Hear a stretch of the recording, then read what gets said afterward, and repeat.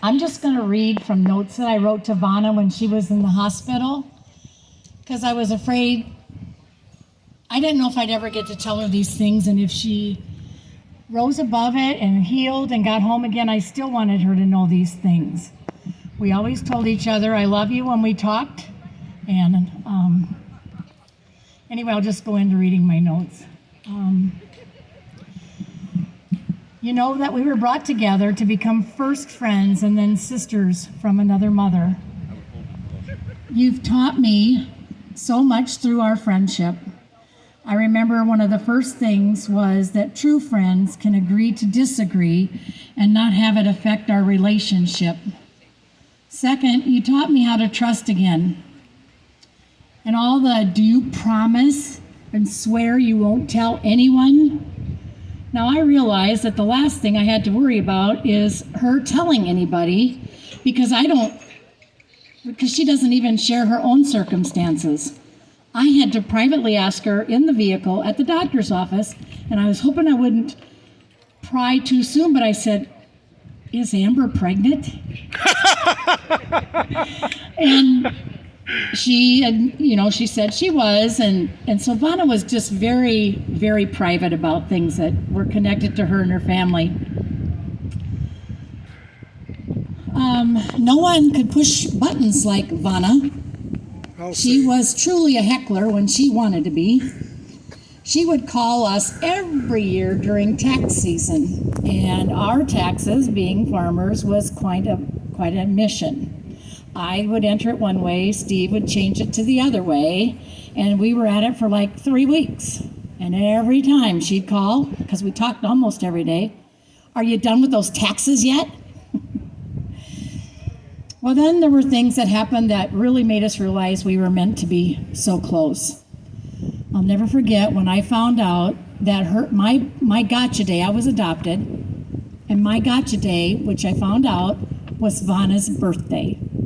And that was so special to her and I.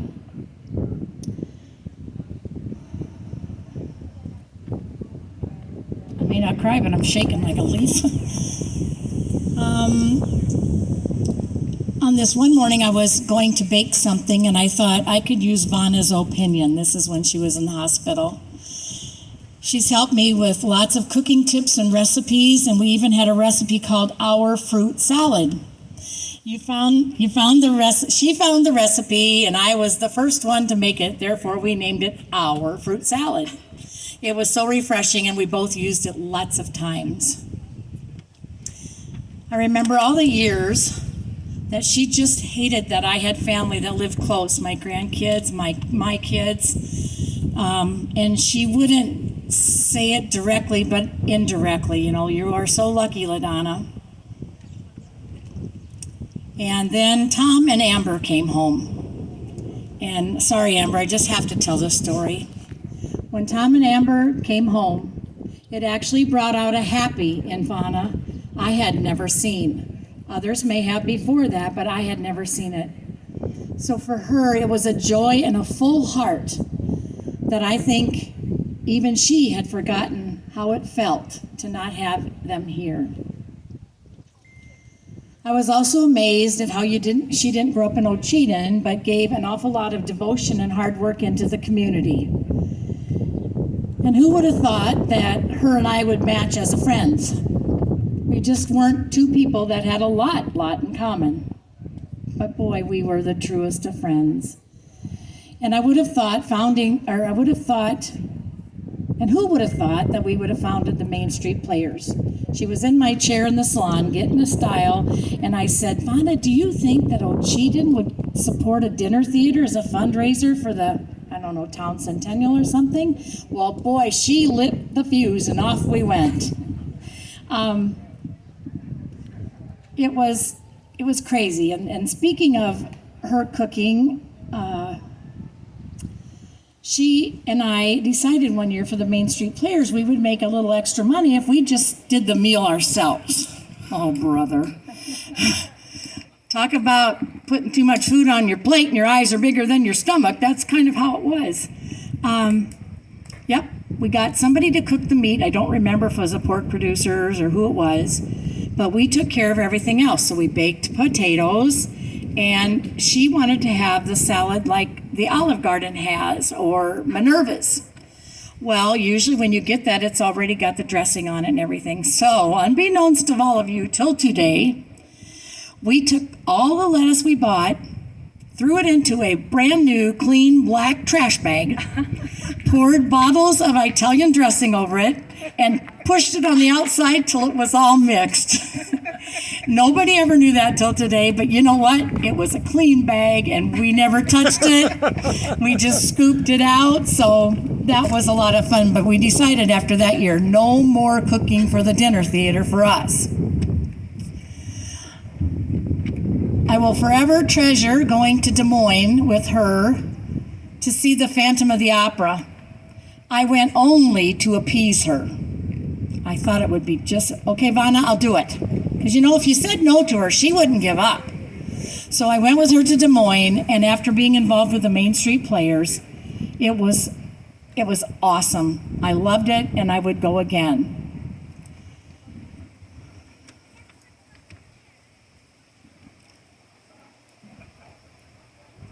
Just a minute, I lost my place. Oh, there were times that one of the first things we had in common was shopping. You mentioned the credit card. I don't think she had one then, but we certainly should have. We would go to Sioux Falls early in the morning, and we would shop all day, sometimes till 10 o'clock at night. And our car would have so many things that we thought we needed or wanted.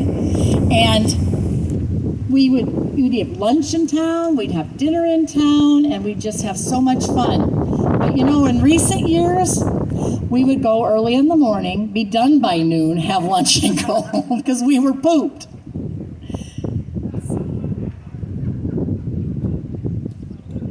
Oh yes, when I talked about a recipe earlier, if anybody ate something that Vonna cooked and they wanted the recipe, she could never find it back again. So we should have cherished every bite. Oh, let's see. Oh, she started a group called the Wine and Diners. She put 5 couples together.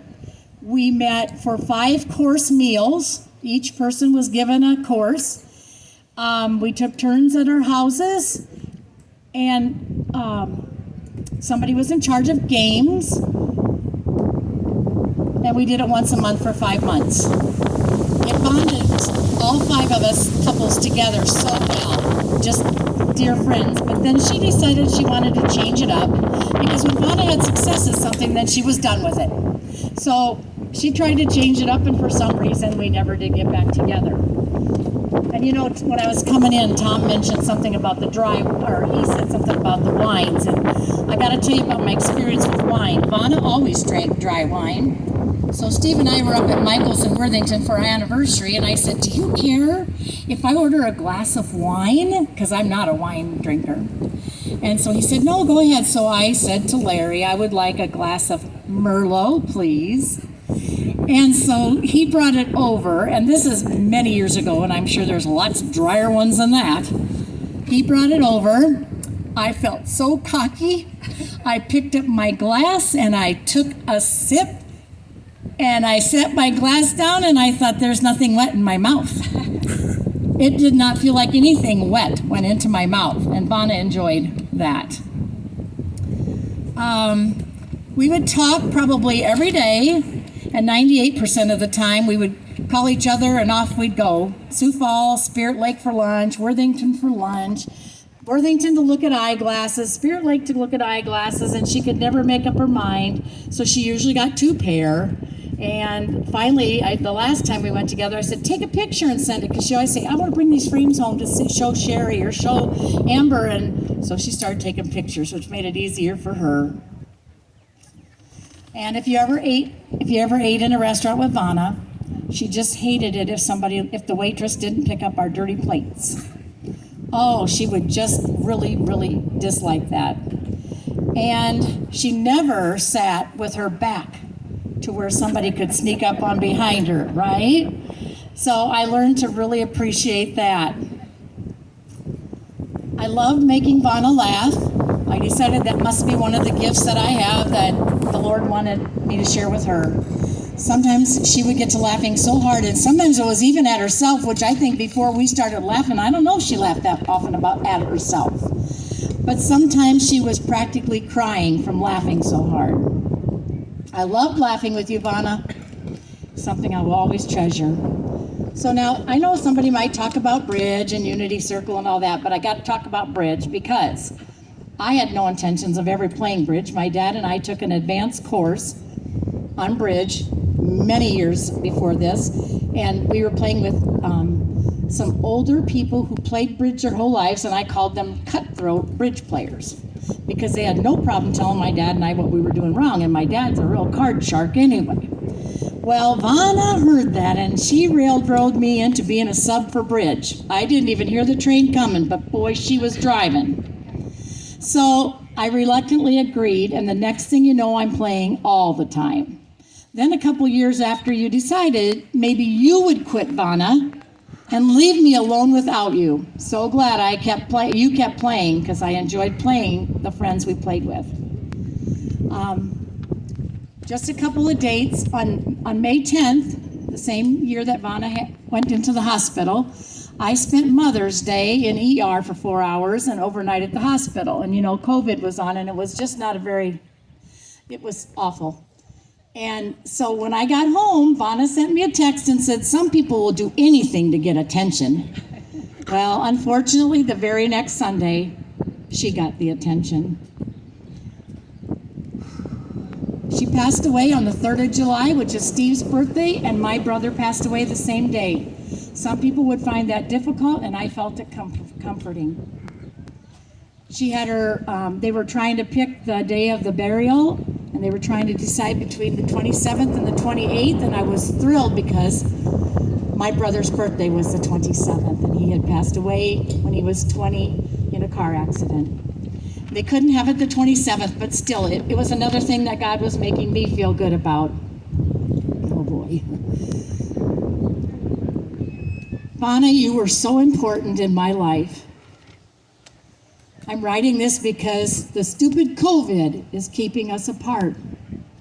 You mean the world to me. I thank the Lord for bringing us together. And I love, love, love you, my dearest friend. And one thing, the day that I got to see her in the hospital, she was unable to communicate with me, but she was awake. And I saw on here, you know, change it up, kiddo. And there was a time period where I thought I was the one she called kiddo. Well, I found out I'm not the only one she called kiddo, so it was a very loving name that she would call people. And so when I stood at her door, I looked her in the eye and she at me, and I said, you keep fighting, Vonna, and I love you, kiddo. And her eyes told me that she just said that, kiddo, to me. And I'm so thankful that I thought of that and that the Lord put those words in my mouth. And I know I've talked too much, but thank you. She did truly mean the world to me.